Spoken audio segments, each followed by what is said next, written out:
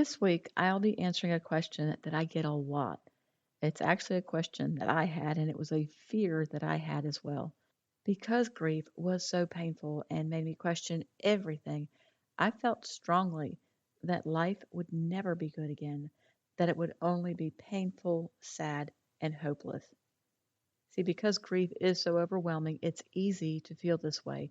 And when things don't change day after day and month after month, we start worrying that grief has become our new reality. I'll share how to know if you're making progress, how to know if you're stuck and need help. I'll share some things that will prolong your grief walk and share what will bring hope and healing. Hey, friend, welcome to the Grief to Great Day podcast. Do you feel like you're going crazy? Is the shower the only place for you to really cry? Are you surrounded by people, but you still feel all alone?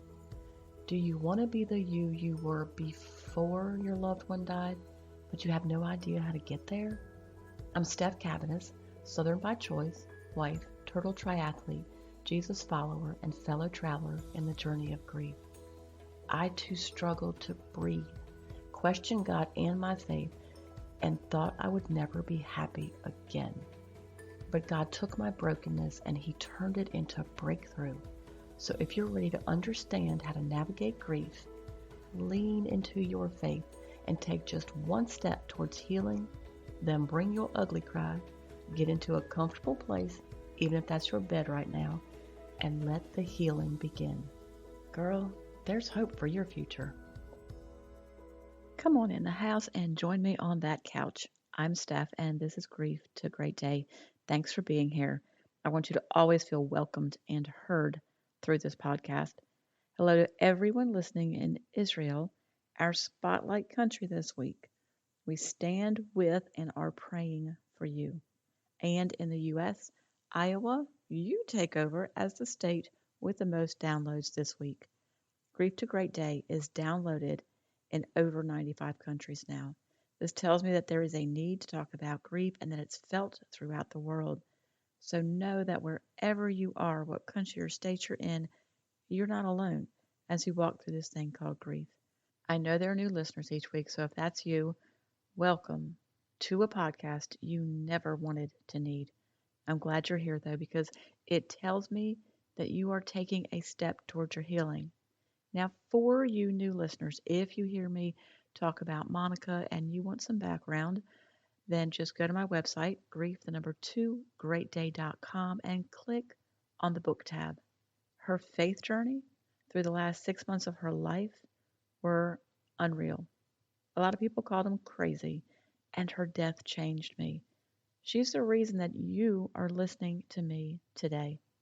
In this podcast, we're going to talk about understanding what it is you're going through because it's not just about being sad. We're going to talk about how to get through the day and how to grow your faith, even if you don't want to talk to God right now.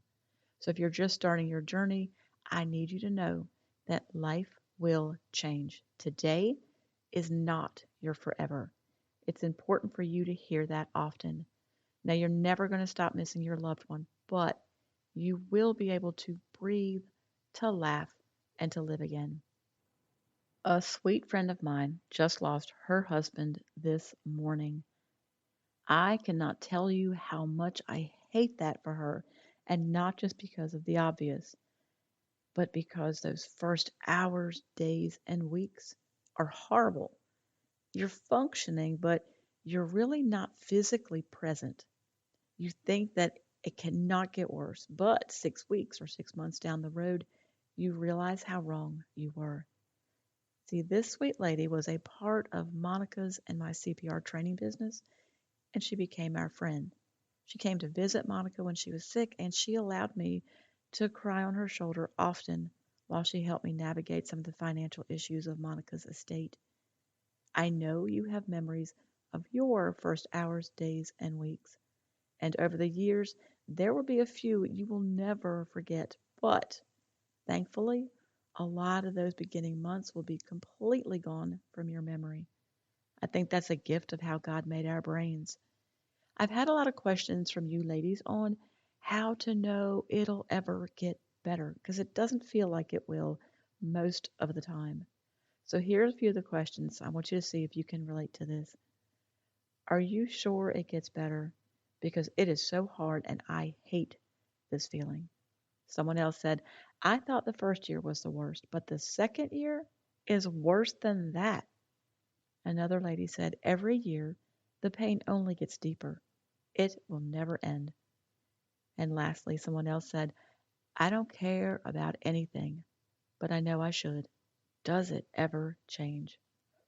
Well, I'm going to get to the spoiler alert and tell you yes, yes, yes, it will change. But I also need you to know that time itself is not going to heal you. You have to do the work of grief. I've shared many times that you have to pray, read, and rise, and I don't mean it like, oh, just read the Bible, just pray. It's not like that. I don't mean to share it as if it's like as easy as going for a walk. Nothing in grief is easy, but nothing in grief is more healing, more calming, and more powerful than your relationship with God. And to clarify that, healing isn't always in our desired time, because let's be honest, we would want it over and over now. That was me. And our efforts don't include exhausting striving and time goals. That was also me. If you are goal oriented or a high achiever and you were like that before grief, please do not put that added pressure on yourself. It does not help and it does not heal. From choosing to lean into the Lord rather than leaning away from Him, you're going to see changes. You will have a peace that cannot be explained, and you'll be like, oh, that's weird. No, it's not weird, it's God.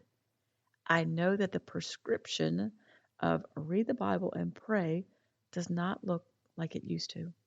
Maybe you had a neat routine of devotions and now you just glare at the Bible. Well, that's okay. Just don't put the Bible on the shelf. Maybe you never had a consistent routine of spending time with God. That was me. And you actually battle with yourself on whether or not you're going to grace God with your time after what has happened. Either way, it's not easy, but it is necessary if you want true healing. People will unknowingly prolong their grief journey in the long term by needing to have instant relief in the short term. This can come in many different forms like eating too much, eating too little, drinking alcohol more than you know is okay, smoking, prescription or other drugs, relationships, working too much, or staying in the bed.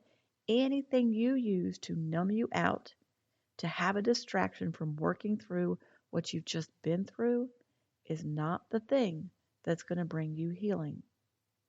Let's not forget that our culture, we don't want to talk about grief, which makes us feel like talking about grief with others isn't a good thing. Our culture gives us 3 days for bereavement leave, which tells us we should get through it quickly. And the pressure we put on ourselves to escape the pain quickly, remember the microwave mentality, it sets us up to feel like nothing is happening, when in fact, it's happening just slower than we're okay with. So, for those questions, when should you be worried about not moving forward?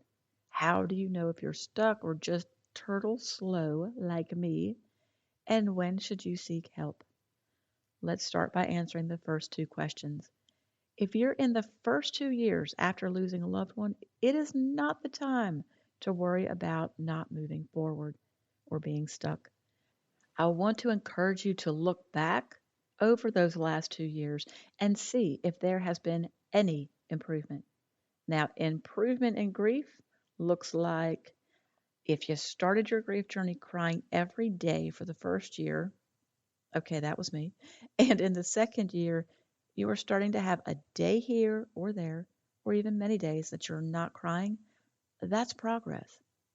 I'm not making a statement on crying. It's healthy and healing. I'm just showing you progress. If you stayed in the bed or on the couch every day and you didn't get out of the house, but now you're out of the bed more than you're in the bed, and you're making your way outside, you're making progress. If you have any glimpses of a future, glimpses of a purpose, any interest in trying to figure out what's next, that's great progress. If you have journaled, I want you to go back and read some of those early entries. If you say, wow, or you shake your head at what you're reading, you're making progress. If you can breathe even a little easier, or if you can smile, or if you accidentally smile, that's progress. Then, if you can laugh with no guilt, woo, more progress. If you pray, read, and rise, you get up and get out more than you have, that's progress. What I'm trying to drive home is that progress is not being done with pain or missing your loved one. Because grief, it's not linear. And I mean, it just doesn't steadily get better and better and easier until it's over. No, grief is up and down and up and down and up and down. And progress is the goal. I'm going to say that again. Progress is the goal, not perfection and not a finish line. The finish line for your loss comes when you are reunited with them in heaven. But in the meantime, you still have a life. You still have to decide how that will look. This decision, it's a daily choice to do the hard things until they become less hard. And for the second question, if it has been longer than 2-ish years and there is absolutely no progress, there's nothing, nada, zilch, zero, zippo that you can point to and say, okay, it is a little better, then it's time to seek some outside help. You are not meant to live in such pain long term. You're not meant to live with a spirit of mourning. You're not meant to grieve forever. You'll never stop missing your loved one, but missing and not living are two very different things. See, there is still a plan for your life, and you carry your loved one's legacy. We're all connected. You can see that in families, right? Got you, got your mother, your grandmother, your great grandmother, your earlier ancestors. Well, it's the same with our lives. We touch and affect others, and we have no idea how much. Think about the athlete who goes back to the middle school coach after they've gone professional in a sport to thank them for what they instilled in them, or the professor who will credit the elementary school teacher for instilling curiosity in them. We're all connected. So if there's no progress after 2-ish years, please seek help. And I want to stress that finding a Christian counselor or coach who has walked through grief themselves is who you're looking for. You don't need theory. You need a God focused and experienced person to help you. And don't forget to pray, read, and rise. After my first 2 horrible years, I began having more and more of those glimpses. And my prayers, they started becoming about my future, my ministry. Now, that was huge progress from the pits I had allowed myself to fall into. But only after I stopped trying to run the relationship with God and tell Him what the plan was did I recognize that the greatest gift I was being given was not what was going to happen to my life, but what God was doing in my life by having a real relationship with Him. Y'all, it's a beautiful thing when you are all in relationship with God. Now, I don't have that same urgency, that same time, or that same dependency now, and I miss it. You'll understand that at some point. And when you do, I want you to think about me because we are all connected, you see? The word of the week: be joyful in hope, patient in affliction, faithful in prayer. Romans 12:12. Oh, that patient part, it is not easy, but it is necessary in grief.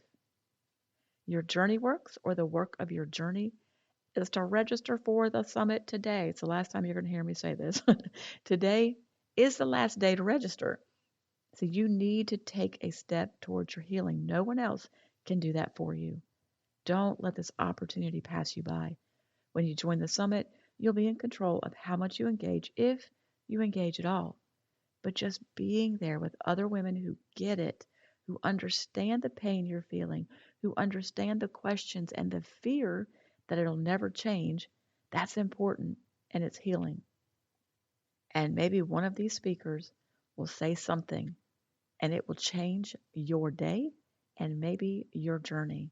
And then you'll carry that forward for somebody else. Again, we are all connected, but you have to take that first step. There is no one who is a part of the summit who hasn't lost a loved one. They have all walked through the valley of the shadow of death with great pain and are all now in the business of supporting others like you who are just starting their journey, like my sweet friend did today. They, like me, have been transformed by God, and they are here to give you great hope for your future. If you feel that life will never change, then you're among friends, because we have all said, thought, and felt that very same thing. So go to the Grief, the number 2 Great Day website or the Holiday Grief Relief Summit.com website to register right now. Don't put it off. Take a brave step. You can do this. I know you're struggling to decide if it's really going to help, but there's only one way you're going to find out. So I want to see you there. If you don't have a church home, visit my church, opendoorchurch.com, who will also be a part of the summit, but links to everything you need are going to be in the show notes. In the meantime, remember who holds your future. Know that you're not alone, and keep on coming back to the house, keep sitting on the couch, and keep taking those steps towards your healing. Thank you for being here today, for showing up. If this podcast has given you hope, encouragement, or helped you in any way, share it with a friend, either in a text or on your social platforms. Also, please subscribe, rate, and leave a written review on iTunes. It's a huge blessing for me to know that you're out there. Lastly, and this is important, you are not alone. Connect with me on the Grief to Great Day website, the link is below, and sign up for our free newsletters. I want to be able to pray for you by name. Remember, grief isn't something you're going to get over, but a great day is something you can get to.